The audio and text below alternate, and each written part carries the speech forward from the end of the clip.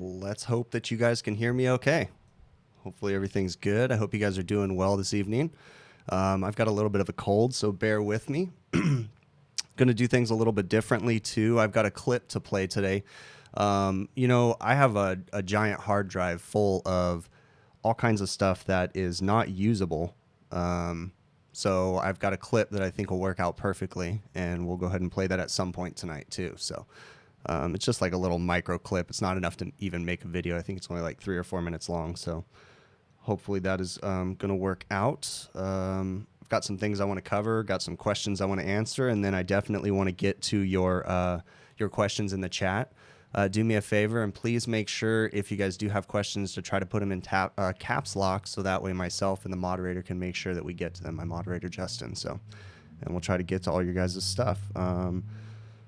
Let me see what we got going on in here. I'm going to try to answer some of these questions real quick. Someone had asked, oh yeah, okay. I'm sorry, I forgot who asked me already, but someone had asked me my recent video that I put up Sunday, I think. They asked what that hybrid walk-in was being used for. Okay, so that refresh, if you guys haven't watched, I did a walk-in video where it's not a walk-in freezer per se, because they're storing their product right at 28 degrees. And what it is they keep chicken in there. They keep chicken inside that walk-in before they throw it into the fryers. And with some of these restaurants, when they cook stuff like that, you know, if it's that perfect temperature, then the settings that they have on the fryers cook the chicken to the perfect setting. So, for instance, that walk-in had been down for like 2 or 3 days, they told me. They were keeping the product in the walk-in freezer, and what happened was they were having an issue with undercooking their product because it was too cold, and then they throw it in the fryers for that certain amount of time, and it wasn't making the chicken crispy enough. So it's just one of those things, you know, they have their fryers set to that perfect temperature and that perfect time, and, you know, they need everything working properly. So while I am talking about that, while I am Ralph Halili, I use I actually have it right here. It's a Plantronics Voyager something or other, 52 something, whatever the newest, whatever it is. These things probably like mess with your ears too. I swear, I'm not joking. I am going deaf in this ear, and I swear it has something to do with that Bluetooth, because I keep it in my ear all the time. It can't be good for it, but let's see. I'm going to get into some of this stuff. I want to go ahead and point something out real quick. Sporlin, I threw it out on my social media today on Facebook too. Sporlin has a promotion going on right now. They'll send you a free, like a beer stein, or what do they call them? They call them pub glasses, okay? All you got to do is tag Sporlin in a picture that you take of any of the older Sporlin products, whether it be installed or not installed, even a picture of a manual. If you're in a supply house and they have some old Sporlin stuff, just post it on Facebook or on Twitter and put the hashtag Sporlin85. So hashtag Sporlin85, and then make sure that you subscribe to their social media. So Facebook, Twitter, YouTube. And I think they're going to pick a couple of those glasses a week to give out. So pretty cool little promotion they got going on. Something as simple as, and that's going to segue me into what I wanted to talk about too, but something as simple as, if you guys follow my social media, I was a little bored this weekend, and I went crazy with my bandsaw and started cutting up parts. So I took all the guts out, but you could just something as simple as this, take some pictures of this, post it on social media, and tag Sporlin in it. And you can get, you can get entered into a drawing, and I think they're going to give away like 2 of those glasses a week. But yeah, so I have a bandsaw that I've had for a while, and I bought a table attachment for it. So this is a head pressure control valve. I'm going to try to make videos with these, but I don't know how well the camera will pick up the small parts inside of this. I mainly did it for my guys at the shop so I could show it to them this morning. But yeah, this is a head pressure control valve. I took all the guts out of it and then cut it in half with my bandsaw and then put it all back together. And it's pretty cool because you can see all the working components inside of it. Same thing, I did a couple components. I went a little crazy. I had some old parts in the shop.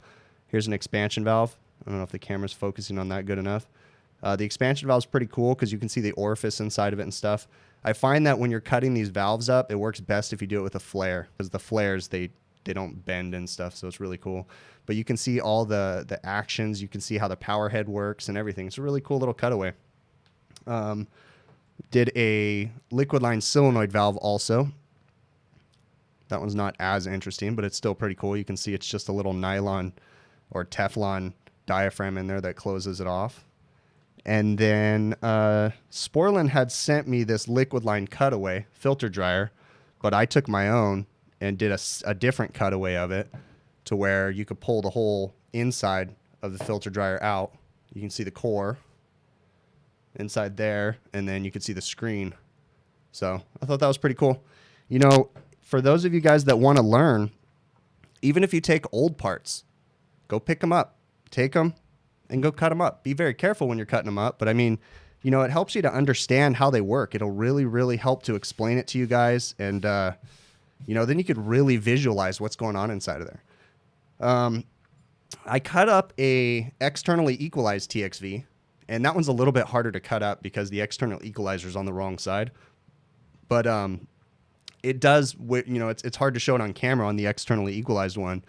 But it does help you to understand how that works in helping the power head, and it's a really cool little thing. So I suggest you guys do that. Do that with compressors. Do that with everything.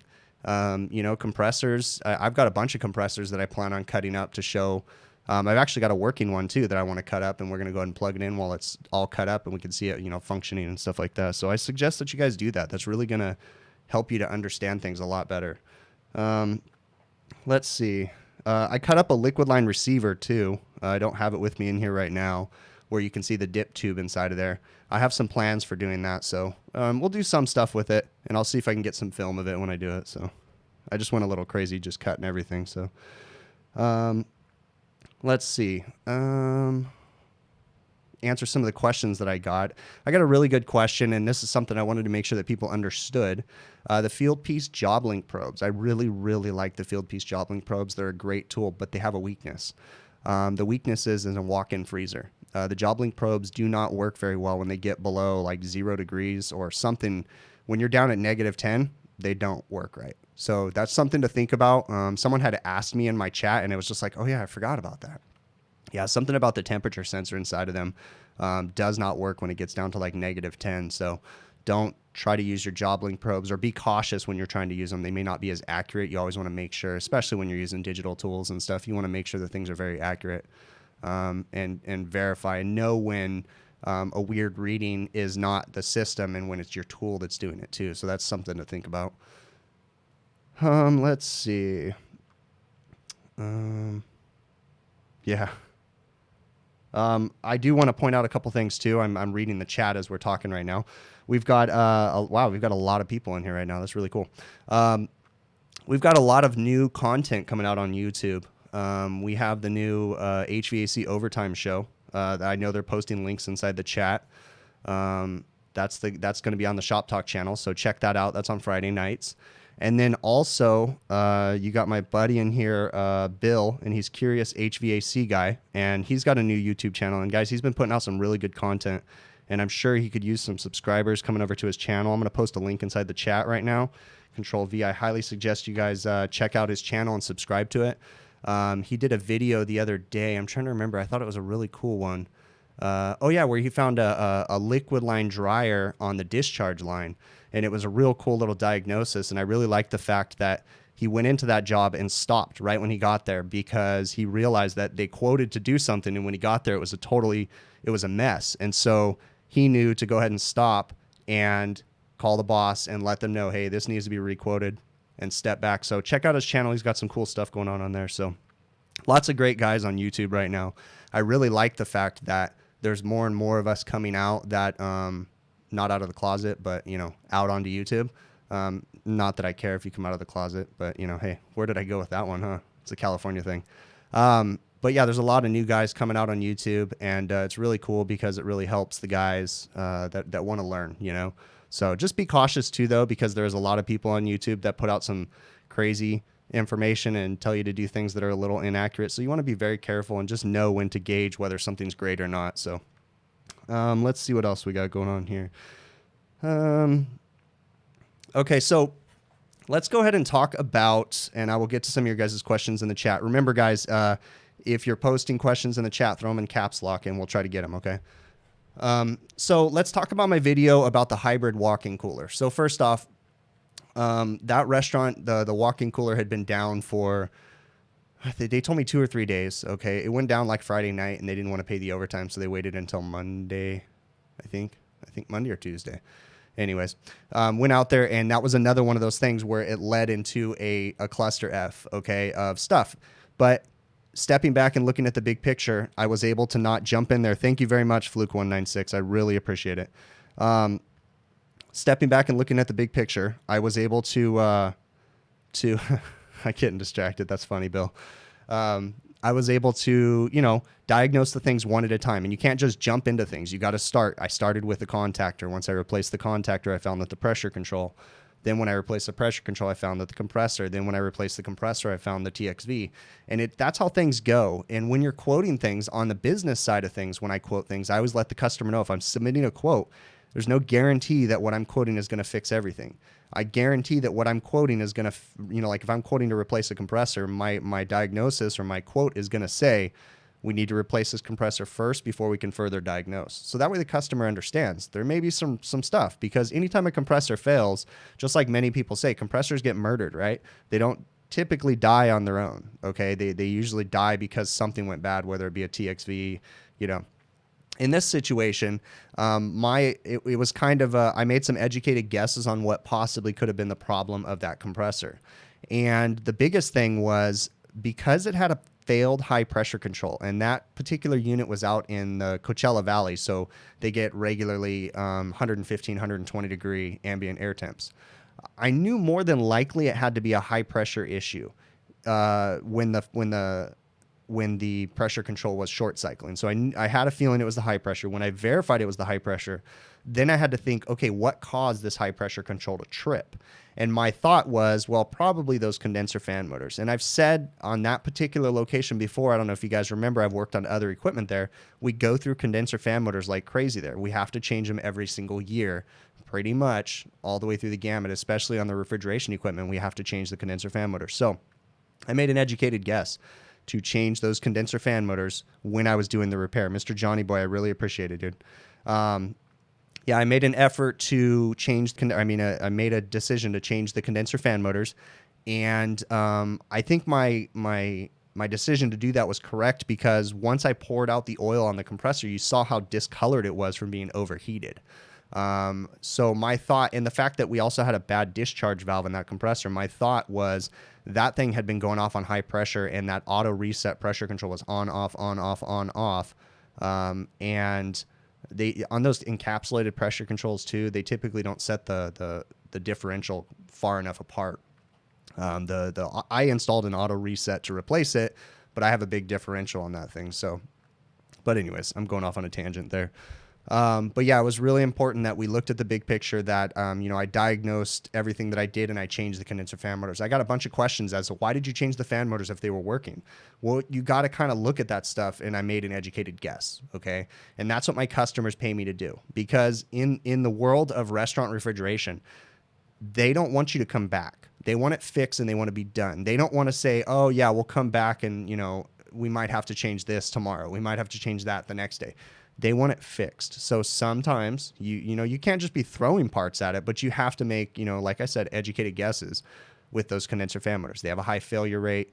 We have a high pressure control that's bad. Compressor discharge valve's bad. It's probably going to be the pressure control, because the condenser was clean. So that was why I made that decision.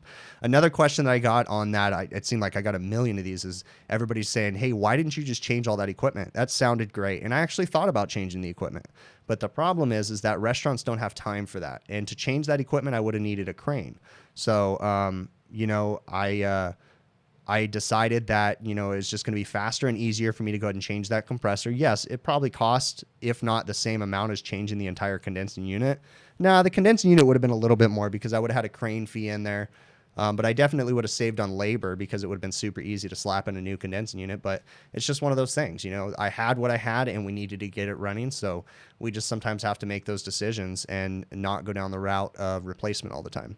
That happens a lot with chain restaurants too, with AC equipment and stuff like that. To them, it is what it is, and they just got to spend the money. They don't have money to change an entire package unit, especially here in Southern California, because we have some crazy energy codes that make it really difficult for us to change equipment and do it on do it correctly. Okay. Because what they want you to do with the hoops that they want you to jump through to pull a permit here in Southern California is ridiculous. Okay. Duct testing, seismic testing, structural engineers. They got to make sure that, you know, from 30 feet away from the restaurant, they can't see the units peeking over the parapet wall. I mean, it's just crazy what they make us do. And, you know, once they get in there to start doing duct testing, what else are they going to look at? You know, when the code inspector comes in, it's just a nightmare. So most of the time we're just repairing equipment, and, you know, occasionally a restaurant will change a piece of equipment, but it's very rare. Most of the time they're repairing it, because just what you got to do to pull permits is just ridiculous. And I don't know, for those of you guys in the chat, how is it on the rest of the, you know, where you're at? I mean, are your permit requirements insane like they are in California? I know in New York and California pretty much parallel each other on everything. But how about the rest of the country? Do you guys have to deal with all these crazy permit requirements, duct testing, and you probably don't have to deal with seismic testing like we have to, or seismic straps, but I know you guys got to do like hurricane straps on the, you know, down in the south and stuff. But I mean, do you guys have to go through crazy stuff? Let me see. Did I buy a compressor kit from United Refrigeration, Bill Burnett? No, I did not. I just bought a it was from RSD, which is my local Copeland distributor. I use United Refrigeration occasionally, but that one I got from RSD. So, have I ever done work at hospital kitchens? Yes, I have, Just Russ. I used to do work working on all the medical refrigerators at a hospital, all the ice machines, and then a lot of the equipment in the kitchen at a local hospital here in my area. So, yeah, cancer-causing agents. That's a thing in California. Everything causes cancer. Let's see what else we got going on in here. Let me get to some of these questions. Molly Penderson, your train compressor is very loud in AC, and it's 463 phase. I put oil in it, still very loud, and I'm sure there's a mechanical damage, and the pressures are good. I'm not sure why. Yeah, Molly, definitely got to get a technician out there to look at that. Something's going on there if it's really loud. There's a lot of variables in there. It's kind of hard for me to answer that in the stream. I mean, how did you put oil in there? I don't know. Are you a technician or are you a homeowner? Well, it says 463 phase, so I'm assuming you're not a homeowner. I'm assuming you're a restaurant owner or something, business owner of some sort. Let's see what else we got. How many times do I have to go back to the customer for a modification and they get upset? I mean, it happens, you know. It is what it is, but I try to prevent that as much as possible. So, what headgear do I use to keep the sun off of my head and neck? You noticed it in the videos. I don't remember what it is. I got it from Sport Chalet, which is a sporting goods store that doesn't exist anymore. And then the hat is an outdoor research hat from REI, Recreational Equipment Outfitters, I think, or something like that, which is a local sporting goods place around here. But the headscarf thing that I wear, I don't remember the name of it. I might have a link in a video, or I'll try to put it in a link in a video here soon. So, can I post videos at 60 frames per second? I can, but the problem, Mr. Johnny Boy, is that if I remember right, at 60 frames per second, there's something about my camera. I don't think I can do 1080 at 60 frames. There's something funky about the camera that I had to drop it down to 30 frames per second because the quality or something about the quality of my camera wouldn't work right at 60 frames per second or something. I'll look into it though, but yeah. Excuse me, this cold is driving me nuts. What I'm going to do, how do you know if a compressor is low on oil? Hashim, if you're lucky, it has an oil sight glass and you could see it that way. If not, you're going to take an educated guess based off of the temperature and the amp draw of the compressor. It's really kind of shady, on a hermetically sealed compressor, wondering if it's low on oil. I imagine maybe you can do it with a infrared thermometer maybe or something. Yeah, I don't think that would work either. That's kind of a shady thing. What I'm going to do is, does my hat measure airflow too? Yeah, I wish, man. No, not like yours, Bill. Not like yours. I do like your airflow method there, though. What I'm going to do, guys, is I'm going to go ahead and play my my clip so I can cough for a few minutes. And I'm going to go ahead and see if I can make this work here real quick. So what this is this is a clip of a split. It's a 15-ton carrier split system that wasn't working correctly, and you'll kind of get the gist of it when I play the video, and I just point out a few little tips that I like. So I'll still be monitoring the chat. It's going to play for like 4 minutes or something, and then I'll come back and we can talk about it a little bit more. But let's see if I can manage to pull this up and not screw this up and show my desktop this time like I did last time. Hang on just 1 second. And let me go ahead and hit play. And I'm going to go ahead and let me know, guys, in the chat once you guys can hear the audio on this, once I get it playing here. So I'm going to go ahead and put my display capture on there, transition that over. And let me hit play. So I am working on a carrier split system right now. Okay, 15-ton split system, so this has two 7.5-ton compressors. The point that I want to make right now is a lot of people say that sight glasses don't belong on air conditioning systems, and I disagree. Okay, a sight glass does two things for me on an air conditioning system, okay? It acts as a moisture indicator, all right? But it also acts as a charge indicator.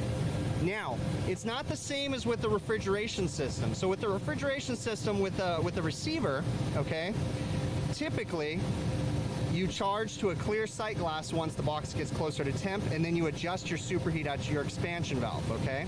And then you test evaporator superheat and all that good stuff. But on an air conditioning system, okay, a sight glass on the liquid line is an indicator of if there is liquid refrigerant going to the expansion valve. But the difference is, just because you have a clear sight glass doesn't mean you're fully charged. This is an expansion valve system, okay? And I'm going to charge to subcooling. But right now on a PM, we're noticing that we've got a flashing sight glass when we have proper airflow. So that's an indication of a gross undercharge.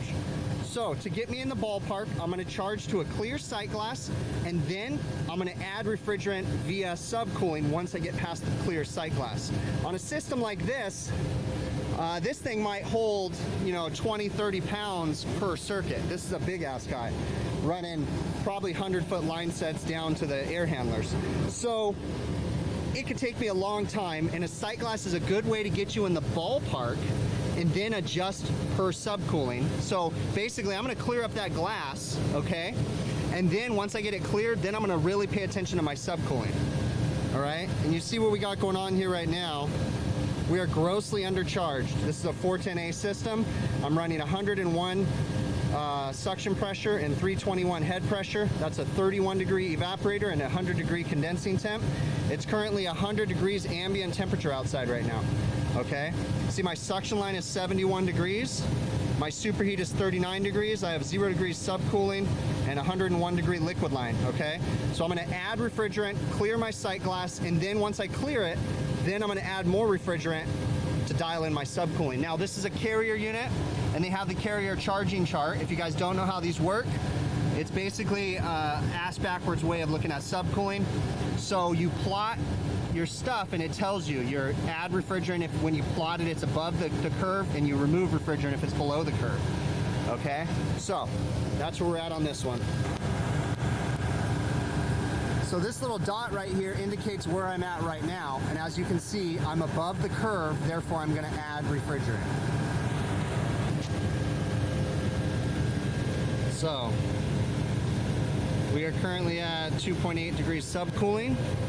We just cleared the sight glass, and I just want to make a point. I'm not saying that it's easier to charge via the sight glass. I'm saying that the sight glass is a great preventative maintenance indicator.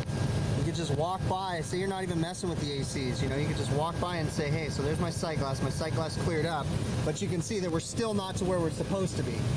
We're getting close, but we're not to where we're supposed to be. Typically you're going to say 10 degrees subcooling, but we're also going to use this charging chart. So I'll plot it on the charging chart and show you guys where we're at the moment. So this first dot is where we started, and this second dot is where we're at right now. So we still need to add a little bit more refrigerant to bring it down to the charging curve. And this is where we're at on the unit. We're getting closer to proper charge. Again, it's 100-degree ambient right now. Here's my target head pressure right here. It's kind of hard to see with the glare, but we're getting closer.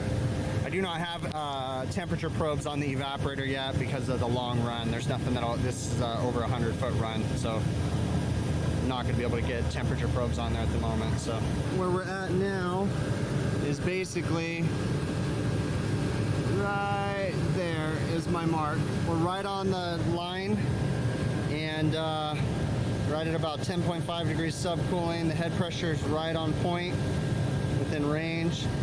Yeah, so, okay, now here's the deal. We're running a clear sight glass. So again, remember, I had to add quite a bit of gas after clearing the sight glass, but I'm just saying that sight glasses are good for preventative maintenance reasons, because on a building like this, the air handlers are 20 feet up in the air. So it's not something I can regularly go over there and check temperature drops across them or anything like that. So, you know, we're just doing a rooftop or walking by, checking things. We can look at sight glasses and say, hey, this one's flashing. Now, if it's not flashing, that doesn't necessarily mean it's not undercharged, but at least when you know it's flashing, it's grossly undercharged, and you definitely got to fix it. So that's where we're at for now. This particular restaurant, we have a problem because the second stage, I had to turn the second stage off because we have a blower motor bearing that is going bad, and it screams god-awful noise. So we need to get a blower motor for it. But it only happens when you put it on high speed, and this is a 2-speed VFD system. So I turned off the second stage, dialed in the first stage, got the first stage charging running like it should, so at least they have something. And then we're going to submit a quote to replace the blower bearing and blower motor, I should say, and bearing. And then I'm pretty sure the second stage is low on charge too, so we'll address that when we come back. But at least I got it charged up and running, so they have something now. All right, this is a difficult one. So where is this noise coming from? I just greased the bearings. I think it's coming from the motor. Wait for it, and you'll hear it. It only goes at high RPMs. I'm almost positive it's in the motor.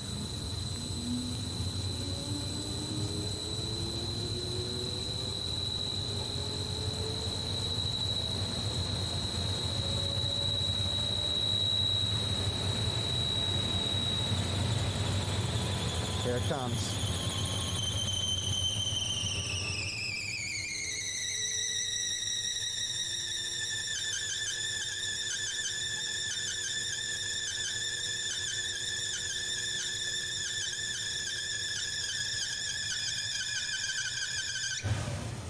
It immediately stops when you turn off power. It does not spin when you take the belt off. I mean, it does not make it when you take the belt off the motor, though. But I think it's coming from that damn motor. All right, so interesting is, you know, what ended up solving the problem on that motor was replacing the motor.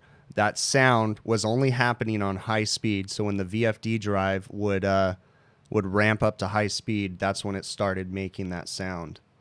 So it was very interesting, but it was a pain in the butt because this particular VFD drive is like 17 feet in the air, so it was a nightmare. And actually, it wasn't a belt; it was the motor bearing. So yeah, it was I thought it was the belt too. That was one of the first things I thought when it first happened was, "Hey, it's the belt," but nope, it wasn't. It was definitely the motor bearing. So let's see if I can do this without screwing something up. There we go. All right, so now I can go ahead and go out of that.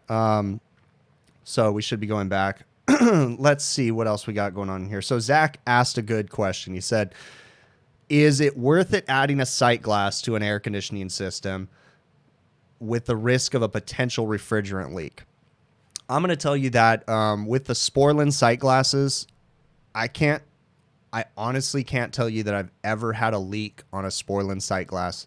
And we use them in refrigeration my entire career. They're out there on every single system. So I really don't see a difference in putting them on an air conditioning system. I don't see a problem with it. Do we need to put them on every residential air conditioning system? No, maybe not, you know. But, you know, when I worked on my mom's house, I put one on hers just because I could.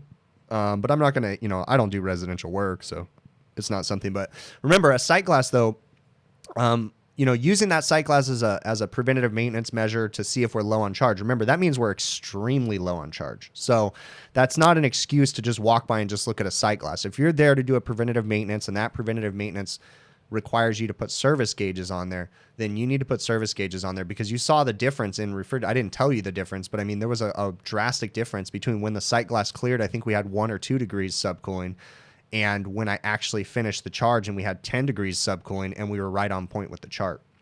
The other thing to remember too is, in order for any of that stuff to work, in order for superheat and subcooling to work properly when you're charging anything, you have to have proper airflow too. So it's very important that you verify airflow and that everything is working like it's supposed to be before you go in there and start clearing sight glasses. Same thing with like refrigeration. When we're working on walk-in freezers, you know, every once in a while I'll get someone call me and say, yeah, the sight glass is flashing, it's low on charge. And then I'll say, is it iced up? Because if it's got frost on it, or it's iced up coil, or it's got low airflow, it might flash. So you always got to make sure you have proper airflow before you start adding refrigerant to any system out there. So what ways can you tell if a system has mixed refrigerant? That's a very, very difficult thing, Colorado Fish Guy. There's a couple different methods, such as doing a pressure test in the system by shutting the system off, opening up the evaporator section, opening up the condenser section, letting the indoor blower motor and the condenser fan motors run. And you need the evaporator and the condensing temperatures to be the exact same with no compressors running. And then what you can do is you can take a temperature pressure chart and compare the numbers at the ambient at which the air is being drawn across that evaporator and condenser, which would be your ambient air. And you should match the temperature pressure chart for that temperature. But when you get into some of these new blends that have a high glide, you could have a problem with that. So that's one way to test for possibly. That doesn't necessarily mean wrong refrigerants. That might mean non-condensables in the system too, or that could be mixed refrigerants in the system. But other ways, I mean, sometimes you just have to make an educated guess. If the system's not operating properly, it's best to go ahead and start and recover the charge. If you can't verify it by doing that test where you let all the fans run and stuff, you could recover the charge and just weigh in new gas and see if things change. Sometimes you just have to go through the steps and check everything that you know and work your way through a checklist, and having an assumption in your mind that maybe this thing might have mixed refrigerants. I recently, within the last year, took over a couple new locations at one of my existing customers, and we had all kinds of problems like that where it was just a problem, and I noticed there was different refrigerants in every unit. One stage would have one refrigerant, another stage would have another. And it was kind of a mess trying to figure all that stuff out. So it can be difficult trying to figure out if you have the wrong refrigerants in a system or mixed refrigerants. Unfortunately, nowadays, mixed refrigerants is something that's going to happen a lot more with all these different blends and the misinformation out there. And let me make this clear. The misinformation that you can mix any refrigerants. You cannot. Period. Okay? You cannot put 407C in with R22. Have people done it? Yes. Will it work? Probably. Is it right? No. It's not right to ever mix any refrigerants. We are not chemists. We're not there to, mix things up like that, okay? That is not correct. Now, again, I'm not saying you're a horrible person for doing it. I know lots of people have done it, but it's not correct, okay? So mixing refrigerants, period, is not correct. And there's no refrigerant manufacturer out there that's going to tell you in writing that it's okay to put their refrigerant on top of another refrigerant. You might hear through the grapevine. One of the I've said this many times in my streams too. Supply houses will give you incorrect information quite often. I have a picture. I don't think I posted it, but I have a picture at one of my local supply houses where they have a bulletin board, and they were basically on the bulletin board. It said that you can mix refrigerants. Like it said, I think it was talking about Bluon. I think TDX 20 or something like that. And it was saying that you can, on their chart, this wasn't Bluon saying it, it was on the supply house chart, it was saying it was okay to drop it in on top of another gas. Absolutely not okay. So anyways, I'm going off on a tangent there. Yeah, definitely, guys. Adam just posted a link in there to check out the HVAC Overtime show, Fridays at 8 p.m. Central. Definitely do that. I believe this is your guys' second show coming up this week, isn't it? Watched the last show myself. Pretty good show. I actually meant to email you guys because there was something that made me laugh really hard inside that, and I got to remember what it was. I'll think of it as I'm talking here in a minute. But all right, let's see what else. On a bad compressor valves, when you unhook the fan and try to build pressure, should the suction go up at all? I had one the other day on R22, and it couldn't make it to 400 PSI, and the suction was going up. Well, yeah, the suction will go up because it's expected that your suction will go up a little bit. But if you can't build past 400 PSI, you've got a problem. You should be able to shut off a condenser fan motor and build that pressure up, no problem. But I'm trying to think here. Yeah, I would expect that your suction pressure would go up because as you raise your discharge pressure, it's going to circle back and it's going to come all the way back. And it's going to push the suction pressure up too. So yeah, that would be expected. I mean, I don't think that it's going to go crazy. One of the things you can do if you don't have valves to test the compressor and you can't use like the Copeland app or nomenclature from the manufacturer, if you have a severely bad suction read inside the compressor, what you can do is build up that pressure, then shut off the compressor and grab the suction line. And if that suction line gets just as hot as the discharge line, then the gas is leaking by via the suction read from the discharge to the suction. And that's a dead indicator of a bad suction read. So that's one way we could test it for sure. Guys, go ahead and there's a lot of stuff going on in the chat. So go ahead and retype your questions if I'm missing them. So Zach, I think I answered your question about the sight glass. I mean, my personal opinion is they're not going to leak. Now, depending on which sight glass you use and if you're not familiar with installing a sight glass, you can mess them up on brazing them in too. So, okay, Molly Penderson, you're in school 7 months and there's a carrier condenser that has leaked. Oh, okay, cool.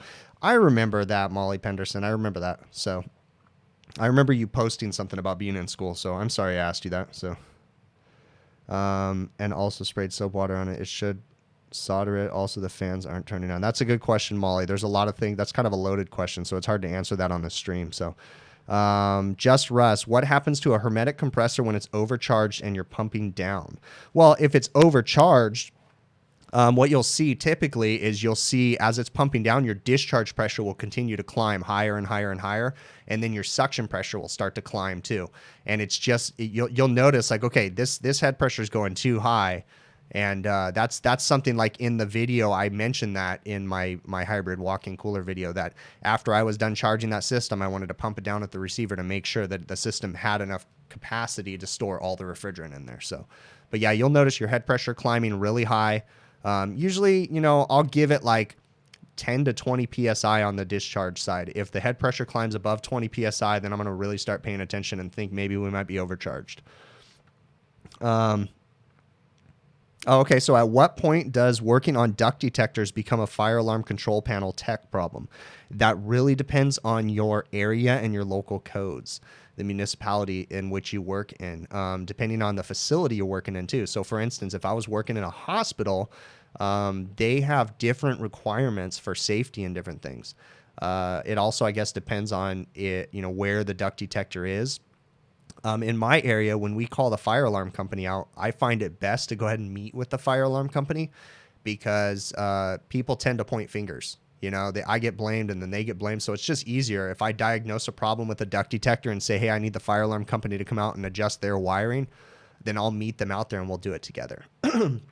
Most of the time in my area, fire alarm company won't replace a detector. They won't do any of the HVAC wiring. They will only pull their control wiring in from the fire alarm control panel into the duct detector, and that's it. They'll put some poppets on there or different resistors or different things, but that's about it. They're signaling devices. And then as far as replacing the detector or working with any of the control wiring, that falls on me. So that's how just in my area it works. But I've heard a lot of different people say different things. Some people have told me that in their areas, they consider duct detectors life safety devices. If that's the case, you need to make sure your insurance covers you to work on that stuff too. So you got to be very, very careful about messing with duct detectors and know that the local codes and the local rules. That's a very tricky one. So, okay, good. Reefer Tech Mark, you said, how can you tell if a company is worth investing your time into? Training and education. Some companies don't always keep their word about training after you start. Good point. So, first off, when you're going in for an interview, I highly suggest that you guys remember that you're interviewing the company just as much as they're interviewing you. Now, don't be a punk about it, okay? And you don't want them to be punks about it too. I mean, you got to be cordial and polite, but you got to ask just as many questions as they're asking you. Ask them about their training. What I would highly suggest is talk to their techs. See if you can do ride-alongs with them, even if you got to volunteer your own time for a day or two.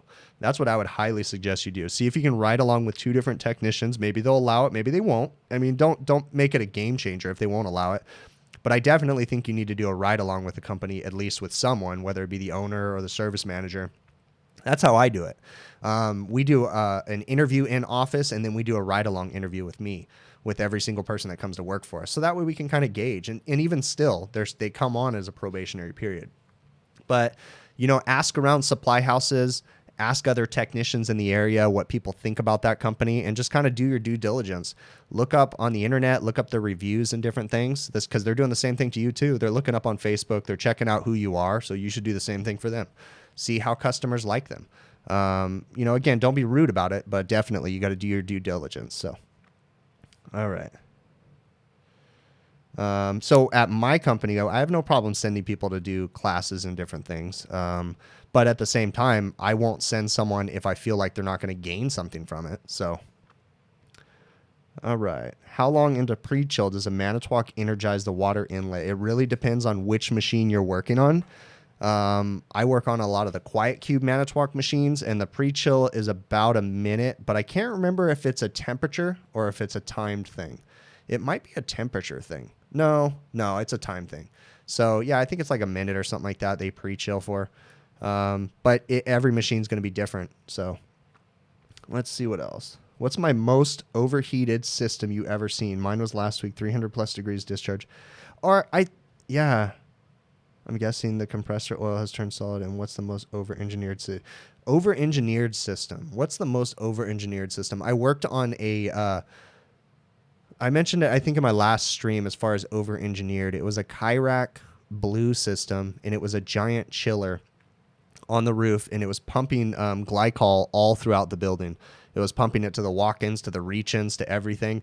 And that chiller had the most over-engineered control panel with all kinds. I mean, I got to admit, they had a lot of redundant stuff in there. So they had a secondary pump. So if the first primary pump ever failed, and then they also had a lead lag on the pump. So it was cool, but it was definitely an over-engineered system. So, but it was basically just controlling an entire restaurant's refrigeration and freezer system off of these giant vats of glycol. And it was essentially just acting as a chiller is all that it was. So, do I pay for classes and for their pay?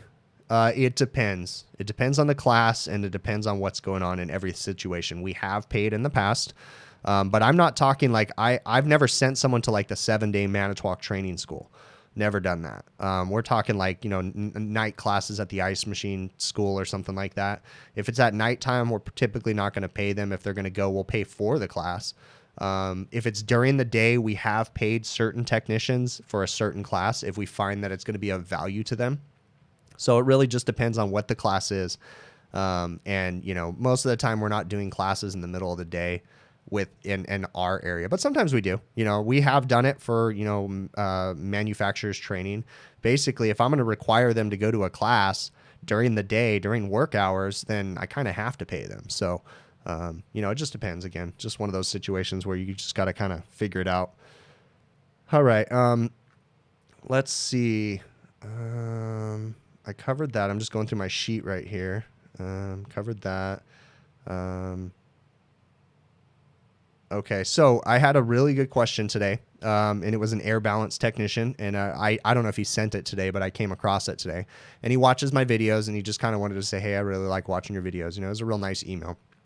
And he said, he pointed out something about how I mentioned about air balance, and I don't remember the whole context of the email, but he lit a fire in my head. And I'm not going to talk crap about air balance people, because there's people that know what they're doing. But one thing that I want to say is that we definitely have a lack of communication between a lot of people in our industry. So we've got electricians, we've got plumbers, we've got HVAC guys, we've got air balance companies. You know, you've got all these different trades, and they all have to kind of work together. One of the things that I don't quite understand is the way that an air balance company, and again, I'm not talking crap. I'm just venting some frustrations, okay? Not talking crap to the guy that did this. I'm just telling you my frustrations. I don't understand why, if you work in restaurant refrigeration, you'll know what I'm talking about. They will usually have an air balance company come out, and they will adjust the motor pulleys or sheaves. They'll sometimes replace them, put smaller, bigger. They'll slow down airflow. They'll do all kinds of things. And I don't really understand, and I don't think that that's correct. I don't think that changing a motor pulley on an air conditioning or a package unit is correct. If you're going to do an exhaust fan, that's one thing. But on a package unit, I don't think it's correct, because you're changing the performance of my air conditioner when you change that pulley or that or you adjust my sheaves. Now, I understand, that particular manufacturer, that package unit gives you some wiggle room to adjust airflow. They give you a little bit, but they typically don't give you the room to start changing pulleys and adjusting airflow, because you have to remember, unless it was engineered to be done. For instance, if we have a high humidity issue, maybe they're going to slow down the airflow. If we, certain situations like that. But I come across quite a few systems that I cannot get the right performance numbers out of because they don't have the proper airflow, because someone came in and started changing pulleys. Now, I'm not just blaming that on the air balance company too, because remember, the air balance company comes in after the fact, looks at a set of plans, and the plans say, hey, you need to have this much airflow. They look at the unit and they try to get that airflow from that unit, where the problem might actually be the ductwork. The ductwork maybe was undersized or oversized, or something's wrong about the ductwork. Maybe the balancing dampers downstairs aren't adjusted correctly. So I'm a little frustrated when I come across some of these companies. Not saying every air balance company too, but one thing that is my pet peeve is when you come across new installs. So, and I deal with a lot of Lennox and a lot of train units, and they have total external static pressure holes drilled in the wrong spots. That drives me nuts too, because how did that building ever pass proper total external static pressure if they have the static pressure holes drilled on both sides of the evaporator and not on the outlet of the blower and the inlet of the return? I've seen that a bunch, and I'd love to show a clip of that. I'll have to come up with that one, but that's one thing. And I'm not dogging on air balance guys, because I know there's some good guys out there. I just know that it's kind of frustrating that some people go in there and start twisting on AC pulleys and stuff when you really shouldn't be messing with that stuff. All right. Yes. Sometimes package units are designed as make-up air. That is absolutely correct. I run into that quite often. And I have a video where I did a quote-unquote air balance, right? Because all their VFD drives had been bypassed on their exhaust fans. And in that particular, I have a restaurant chain where they have 3 package units on the roof and they pull the outside air through the ACs. I totally understand that. Get it. Got it. But again, not just blaming the air balance guys too, then someone made a mistake, because if you have to adjust the airflow on that unit, you're messing with things. That unit was designed to have a certain amount. Let's just say the rule of thumb is 400 CFMs per ton, right? And if we have to start changing that to satisfy indoor air quality things, and again, that's not the air balance guys, that's the engineer that designed the building. That seems kind of silly too. So, all right. Yeah, that's interesting, Ray. Yeah, we have tab guys that change pulleys all the time. And again, I'm not blaming them, so. How do I approach low boy fridge with rail? Any tips? Also, what is the evap saturation should be on a single rail and a grab and go display case? That's Ralph. That's a hard one, Ralph. I'd highly suggest you send me an email on that one, because that one's kind of loaded and I can ask you some more questions on that. So if you guys have questions, hvacrvideos@gmail.com. So yeah, sometimes they use static pressure sensors, Ray, but not always. So all right. Let's see. Isaiah, I see you're trying to ask me a question, bud. Go ahead and ask it. I saw it up here. Never mind. I see it. You have a Rheem 2-stage package unit that someone put a single-stage thermostat on. Oh, that's interesting. So you can still make the single-stage thermostat work. What you can do is put a delay timer and energize the second and first stage at the same time, but run the second stage through the delay timer. That can make that work okay. I've seen people run first and second stage all at the same time too. You might get a little overcooling with that, so that delay timer might be a good idea. All right, so another thing that, okay, so how do you 100% check the CFM airflow on a system? That's a really hard thing. So it's almost impossible to properly check CFM. I mean, you can do it with vane anemometer, and you can traverse the ductwork, which is like ridiculous. Or you can do an estimation, such as what the iManifold or MeasureQuick might do, and get a pretty close estimation. So what I would typically do if I'm trying to verify airflow, I'm going to do a total external static pressure test. I'm going to check to see if the pulleys have been changed. If they haven't been changed and I have the correct total external static, you can make an assumption that you're somewhat close on your airflow, and then you can use MeasureQuick, which is going to use the I think they're going to use like a mass flow rate calculation, and they're going to estimate airflow too, and you can compare those two numbers with the performance data of the unit, and that can get you in the ballpark of knowing if you have proper airflow. The only way to 100% verify is to traverse the ductwork And that's just almost impossible when you're dealing with package units. It's almost always impossible. So HVACR mechanic, I really appreciate it, man. Thank you very much. All right. Let's see. Okay, so another question that I had, simple thing, people asking about the books behind me. I've mentioned them before, guys. The book that I recommend the most, I'm going to take my headphones off for a sec.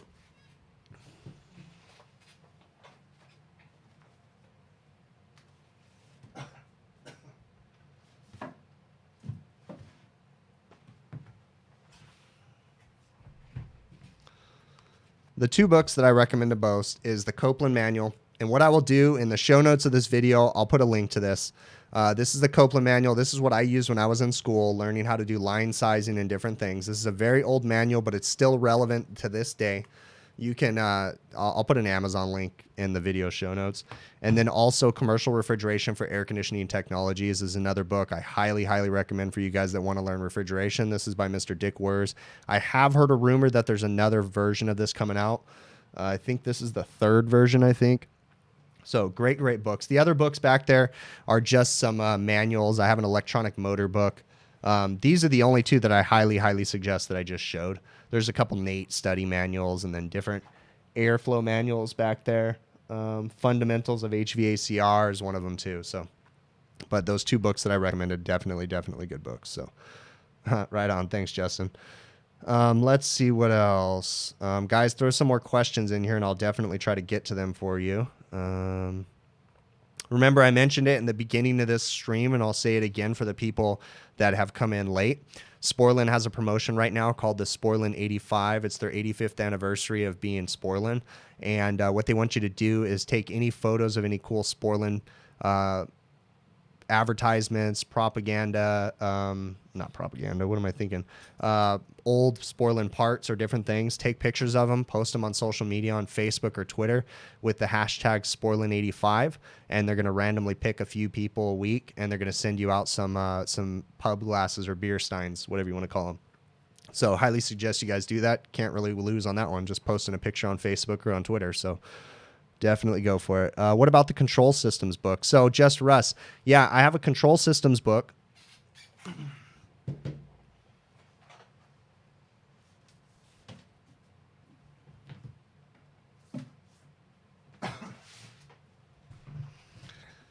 I'm not a controls technician. I have two books here. HVAC Control Systems. It's the 3rd edition right here. I received this. I'm trying to remember which one. I think I got this one from an online class that I did. This is Ronnie J. Avil.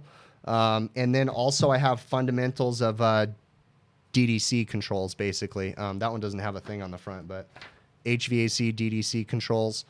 This was from a class that I took when I was in college on DDC controls and stuff. I don't do any controls work, but I just took some classes there. So definitely some good books. That a lot of that stuff is beyond me. It just kind of gives me a little idea as to what's going on with the control systems and stuff. I took, I think, 2 controls classes when I was like taking college classes, where they basically have you design systems and stuff and kind of come up with diagrams on how the system should work and then try to prove it and different things. So it was kind of cool.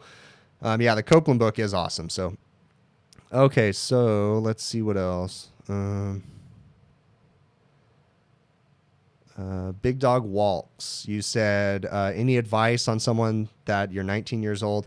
The biggest advice I can give you in this industry is just pay attention, put in your time. Don't work for a company that's horrible, but put in your time. And you're going to go far, because we need lots of young blood in this trade right now. And the more of you guys, the better. Just try to learn as much as you can. Even if you're with a company that's not the greatest company in the world, try to learn as much as you can, whether it be good or bad, and just pay attention. So thanks, Dallas. I really appreciate it, bud. Yeah, definitely don't forget to watch HVAC Overtime on Friday. So, okay, so if a Manitowoc display is unresponsive to commands, did you not see any lock icon or button? So that's a very common thing on the Manitowoc display, where the display goes bad, and it's actually usually it's usually the touchpad. So on a Manitowoc display, there's a touchpad, and then there's a screen behind it, an LCD screen. Usually what happens is the touchpad fails. So you can order the touchpad itself, and that'll usually fix your problem with a display that won't work. You can also try to power down the unit. Sometimes the boards will freeze up, the circuit board, so you can try to power down the unit, plug it back in. If it still won't respond, then I'd highly suggest you start changing the touchpad first. Also verify that the wires are all plugged in and everything's good with the connectors too, but usually it's the touchpad. So why don't they make semi-hermetic compressors anymore? Just hermetically sealed compressors. You remember? Yeah, I definitely worked on a lot of semi-hermetics. Thanks, Adam. I really appreciate it, bud. I worked on a lot of semi-hermetics too. They just weren't as efficient, and they were too big and bulky.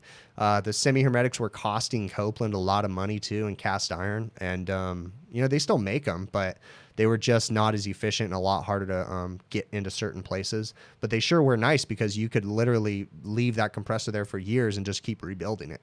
You know, put a reed kit on it, and you know, all kinds of stuff. Depending on how big it was, you can change pistons, you can do all kinds of stuff. But on most of the small stuff that I worked on, we would just put a valve plate kit on it, and that was about it. Let's see what else. Right on, Able Lock. Yeah, I try to post some more of those videos. You know, I can't always do the really long videos. Sometimes they're short, but, you know, I'll try to do more. I know I seem to be getting a good response from the longer videos. So when I can, I'll do those longer ones. So you guys should have seen the video the 50-minute video on the hybrid walk-in cooler. When I first posted that, that thing was like, because I had so much footage, that thing was like 4 hours long because I just left my camera running and I just kept having to cut it down. And I think I cut that video probably 4 times where I do a cut out the fat and then cut more and then cut more and then cut more. And the shortest I could make that one was 50 minutes because it was just like, okay, this is everything. Let's see what else we got. Really appreciate these super chats. So what alterations need to be done to use a riff as a medium reach-in freezer as a medium temp reach-in besides defrost and temp control settings? Ran into one today that you're going to go back on tomorrow. Okay, so first thing, if you're going to convert a freezer into a cooler, the first thing you have to know is that the compressor is not meant most of the time to be a cooler. And what that means is the cooling coming back to that compressor is done by the suction gas coming back, okay? The suction gas in the suction line is cooling the compressor. That's why the superheat is so important, the compressor superheat coming back to it. So I'm not saying it won't work, but you have to be weary of that, okay?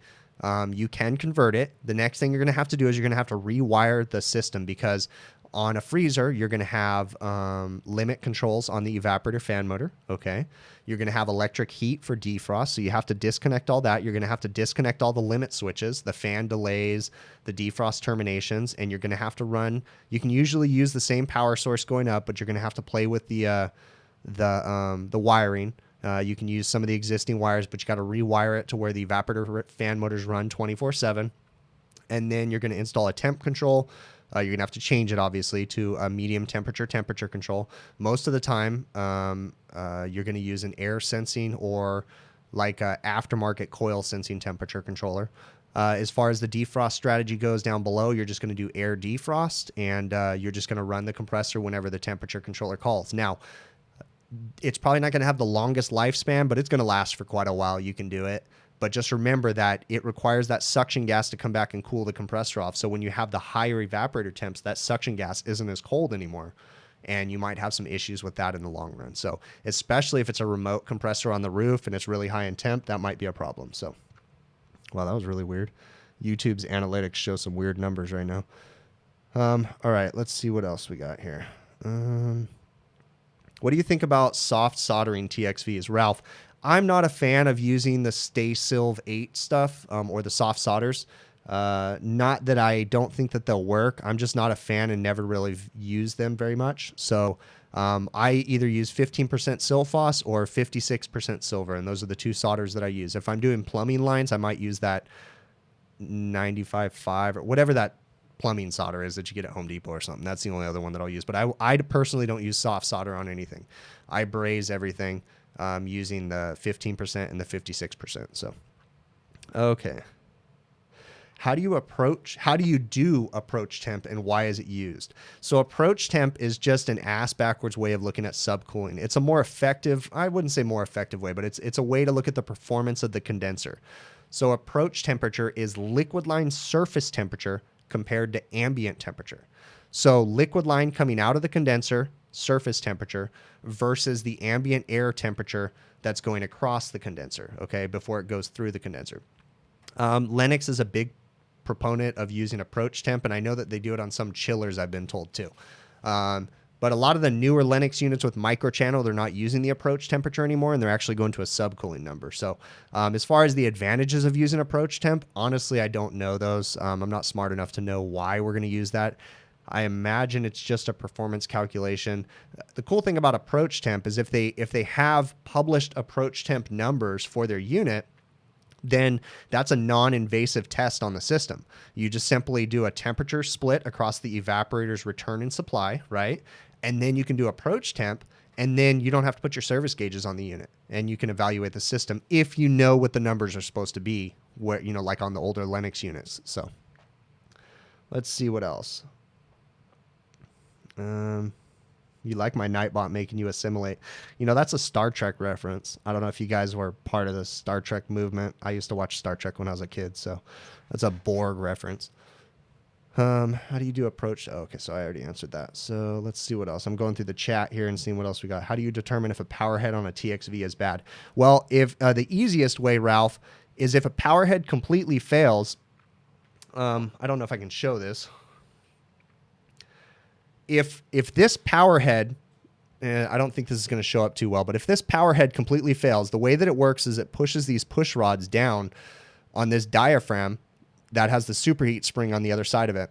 So the superheat spring is going to overcome the pressure from the power head. So if this completely lost its charge, like right now, this expansion valve is slammed shut. It will not let any refrigerant through this expansion valve right now.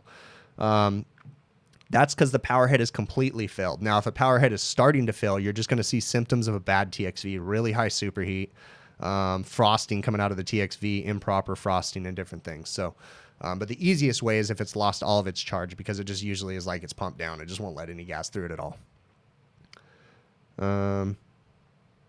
Could you still use subcooling instead of approach temperature on the older Lennox units? Yeah, a lot of people still did use subcooling. It's just they never published on some of the older ones. They never published the numbers as to what the subcooling should be. So let's see what else. Could you, let's see what else. I'm going to these questions here. How do you determine? I already did that. Yeah, and I'm not knocking anybody for using Stay Bright 8. It's just not something that I've been a fan of using. So I've always used... you know, like I said, just the normal solder, 15% and 56% is what I've always done. So, yep, Adam, that's not a lie. So when I'm working on a system and I'm gonna go change a power head, like I think I have one bad, what I'm gonna do, I mean, I'm committed. I'm gonna change it as I'll cut the tip on it. You cut the power head off, and if you don't hear any gas spraying out, then you're confirmed that it was bad. If you do hear gas spraying out, there's a possibility it wasn't bad, and you need to investigate further. So.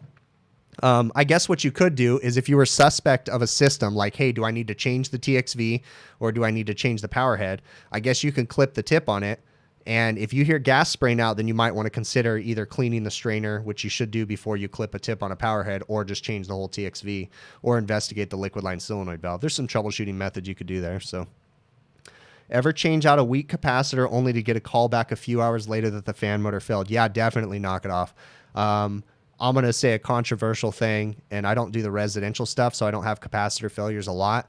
But on the commercial package units, I don't see a really high failure rate on capacitors for the most part. So if, you know, most of the time, if I have a capacitor failure, it's usually an indication that a motor's starting to fail.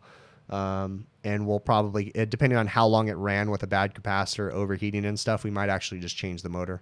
I know that's going to light a fire under a bunch of people's asses saying that I'm ripping people off, but we don't get the capacitor failure rates like they do on the residential package units and stuff. So, you know, if we have capacitors failing, like if I'm working on a refrigeration compressor and we have a run cap failing, you know, unless it happens all the time with that particular brand, like in the 2000s, Copeland had a lot of the 189 to 227 microfarad start caps going bad, and they like leaked out the fluid, a lot of them.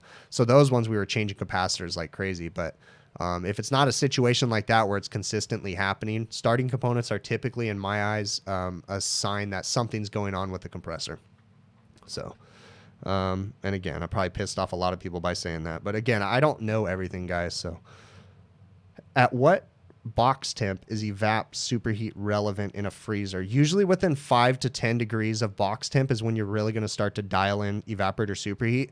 But at the same time, as long as you don't have a pressure limiting power head, your superheat should be pretty close. I mean, it should be more or less flooding refrigerant through that coil, even when it's higher in temp. So in my situation, in my hybrid walk-in cooler video, I think I had 38 degrees evaporator superheat. That was an indication of something going on for sure. There was a problem there. So once I corrected that, I got my superheat better. Then I left it alone. I think when I changed the power head, I think the superheat, if I'm remembering right, it went down to like 15 degrees. Then I left it alone until the next day and then went in there and adjusted on it. So let's see. Knock it off. Check the amp draw on the motor when changing a capacitor after replacing. Yeah, definitely. So cold pack freezer has been going out on hot days. Finally got a tech out. He said it's the defrost timer. I've seen it fail between defrost cycles. No evap fans, no compressor, no heater. It's a possible, yeah, that's a pretty good possibility. It's a defrost timer if everything's shutting down for sure. High pressure control would definitely shut it down too. If it has an auto reset, it would turn back on by itself. Or if it had a manual reset, you would know for sure because you'd have to reset it. So it could be definitely a bad relay, and the time clock does sound correct. That does happen on time clocks sometimes. Had a Resi AC with the wrong capacitor, but it was still running. Ever had something like that? Yeah, sure. I've come across systems that have the wrong capacitors. Think about it. If you've ever seen the 3-in-1 start kits made by Supco that people will use on refrigeration compressors, those are typically the wrong capacitors too. But people will use those to get the system running, and a lot of times people leave them on there. That's why I'm not a fan of using the Supco 3-in-1 start kits. I'll use them to diagnose, but I never leave them on there permanently because they're usually the wrong start caps. They're usually not big enough, and it can just cause to overheat issues and different things. So, okay, so do I find food service equipment suppliers always undersize equipment for customers' demands? Yes and no. Great question. So first off, most food service equipment manufacturers out there, if you read their published data, it says that their equipment will not work in a kitchen above typically 75 to 78 degrees, period. A lot of people don't realize that. So they put a new refrigerator in a kitchen that's like 85 degrees and they wonder why the cold rails don't work. Okay. Next thing is you need to look at certain brands. Certain brands of food service equipment are better in high demand situations. When you buy these low end brands like the Korean models, the True refrigerators, I'm not trying to name drop everybody and ruin everybody. Everybody makes a decent refrigerator, okay? They're all kind of the same quality, to be honest with you. But when you look at the higher end models like the Hvacrs, they do better in hotter kitchens with high use opening and closing the drawers and stuff like that. When you get into the cheaper models, they have a harder time maintaining temperatures. It all depends on the system and the situation you have in your kitchen. Another thing that really affects reach-in refrigerators in restaurants is airflow from your HVAC system blowing down on the equipment. You would think that that's good, right, for the condensers, but a lot of times they'll have that air blowing down on the food in the cold rails, and that definitely affects temps and causes big problems. So, that's funny, Adam. Ted says either Chinese or American. I like that. What's the thought behind that, Kyle Carmen? I don't know what you were asking there, Kyle. What brand capacitors on refrigeration? Nathan, dude, there's so many brands out there. I really, really like, but they're hard to get, is AMRAD capacitors. They're the company that makes like the Turbo 200 and different things. I like their run capacitors. They're really, really nice. I haven't seen start capacitors by them out there. So the start capacitors, I usually just go back with OEM. If I'm changing capacitors, I try to go with OEM as much as possible, but it just depends. So let's see. My phone is blowing up right now. Oh, okay. It's questions. Cool. Let's see what else. Where do I bring my old refrigeration? I don't know what you mean by that. I take my refrigerant to the supply houses and they take it to a reclamation facility and they clean it and resell it. I take the refrigerators after we've taken the refrigerant and the oil out of them. We take them to the local scrapyard and they recycle them. And yeah, that's what we do. We just get rid of them. It's not worth it for me to try to fix them. So let's see what else. Right on, Abel. I really appreciate it, man. Thank you. Let's see. Tell my pops. Chat room says hi. Right on, dude. I'll tell him. Let's see what else. Good points. I was referring more walk-in though. Oh, okay. Walk-in. Oh, okay. Walk-ins. Andrew.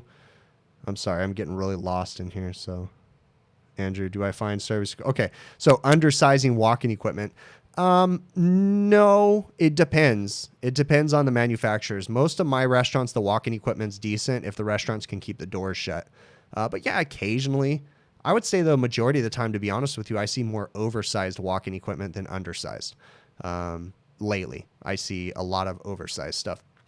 Personally, if I'm doing a remodel or something like that, I design the equipment myself. I'll do the load calculations, figure out the equipment I want instead of letting other people do it. Because I have seen situations where people have undersized equipment and made some dire issues. You know, for instance, it's a peculiar walk-in, it's really long and they only put one coil. And it's not so much that it doesn't have the BTU requirements, but it doesn't have the airflow. You know, it doesn't get the air to each side of the box and different things like that. So, I think I got it there. Oh, yeah. Where do I bring... Oh, okay, I already answered that one. Oh, okay, Justin. Well, I know that they make the universal start caps, Justin, and I keep those in my truck, but I didn't know that they make actual OEM start capacitors. I don't know that I've seen those from Amrad yet, but I wouldn't doubt it that they make them. I just haven't used them. Sorry, guys, I'm fighting this cold, so hopefully I'm not sounding like shit. I know I look like shit. I can see myself in the camera and my face is all red. Yeah, never any problem with people leaving the doors open for sure. Do I purge on compressor changes? Rennie, it really depends, man. I try to purge whenever I can, but I mean, I'm going to be honest with you. I don't purge every single time. But yeah, whenever I can, I'm going to try to do a purge on a system. It gets harder and harder when you're working on small systems, especially when you work on cap tube systems. I'm not a fan of purging nitrogen on a cap tube system because there's some weird pressures that build up on that capillary tube and stuff. But yeah, definitely try to. Hey, Bill, thank you very much, man. I really appreciate it, bud. Really, really appreciate it.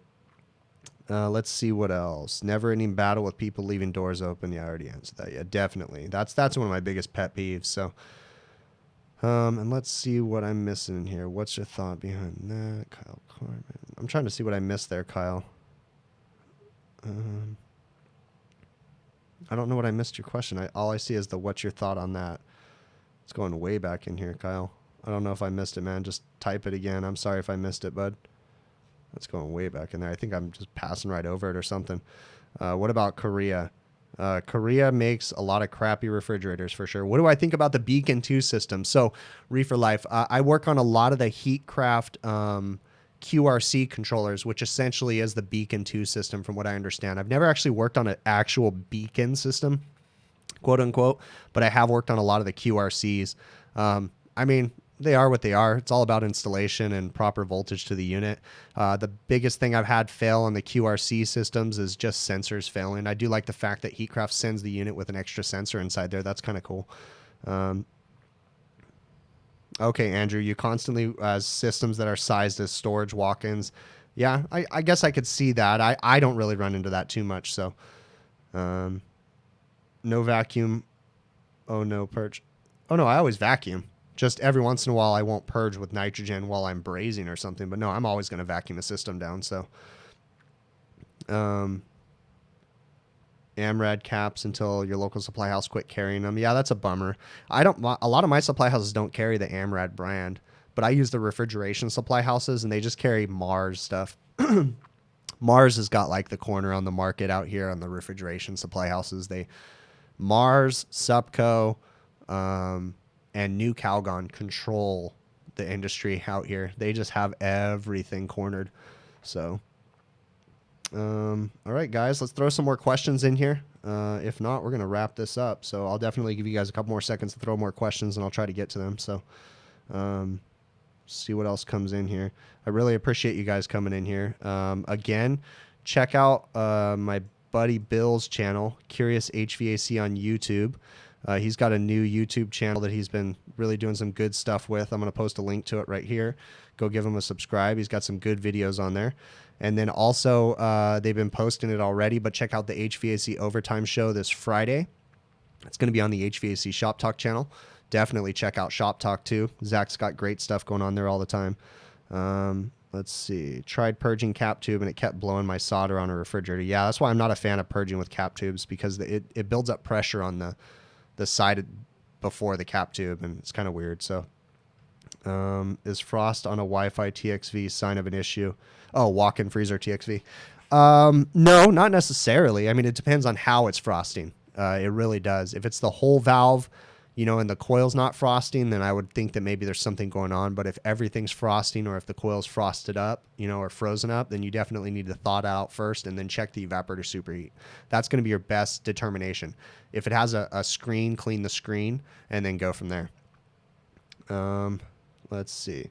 What online classes for commercial refrigeration would I recommend? HVACR North. Thanks, bud.